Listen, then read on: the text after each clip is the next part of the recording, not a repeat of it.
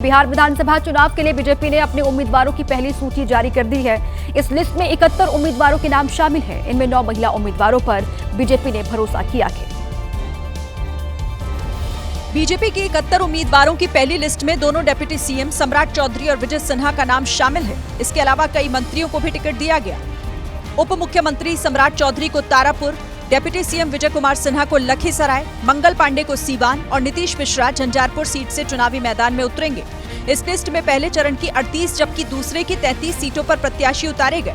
विधानसभा अध्यक्ष नंद किशोर यादव का पटना साहिब से टिकट काट दिया गया। नंद किशोर की जगह रत्नेश कुशवाहा को टिकट दिया गया है। बीजेपी की पहली लिस्ट के बाद पार्टी में बगावत भी शुरू हो गई है।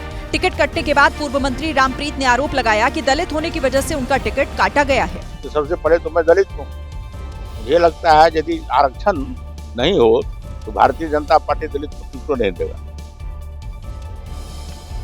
और इस वक्त बड़ी खबर है, गृह मंत्री अमित शाह संभालेंगे बिहार में प्रचार की कमान। सूत्र ये जानकारी दे रहे हैं। अमित शाह की बिहार के हर जिले में रैली की योजना है। हर जिले में कम से कम एक रैली करेंगे अमित शाह। अमित शाह की बिहार में करीब 36 रैलियां करने की तैयारी है। सूत्रों के हवाले से ये बड़ी खबर है। प्रचार की कमान बिहार में संभालेंगे अमित शाह और हर जिले में बिहार के एक रैली करेंगे वो, ऐसी योजना उनके लिए तैयार की जा रही है।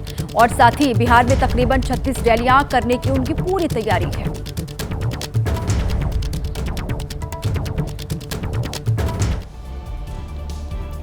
बिहार विधानसभा चुनाव के लिए एनडीए में सीट बंटवारे पर घमासान छिड़क हुआ है। सूत्रों के मुताबिक एनडीए के सहयोगी जीतन राम मांझी और उपेंद्र कुशवाहा जहां सीट बंटवारे से नाखुश हैं, वहीं 7 सीटों पर नीतीश कुमार और चिराग के बीच में तकरार लगातार जारी है।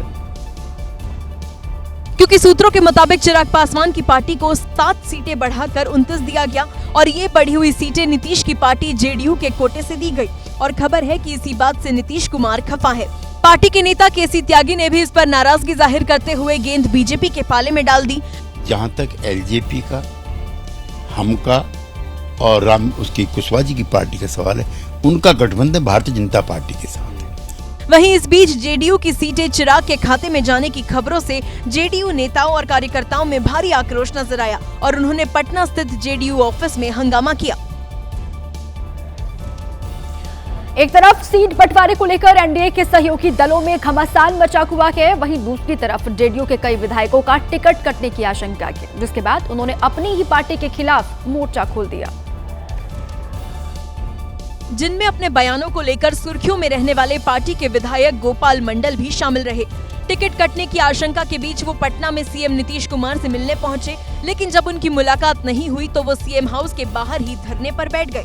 आपको तस्वीरें दिखा रहे हैं, गोपालपुर से वो विधायक हैं। उनको इस बात का डर सता रहा है कि उनका टिकट जो है इस बार काटा जा सकता है। इस बीच वहां उनके समर्थकों की भीड़ जुट गई और उन्होंने नारेबाजी शुरू कर दी।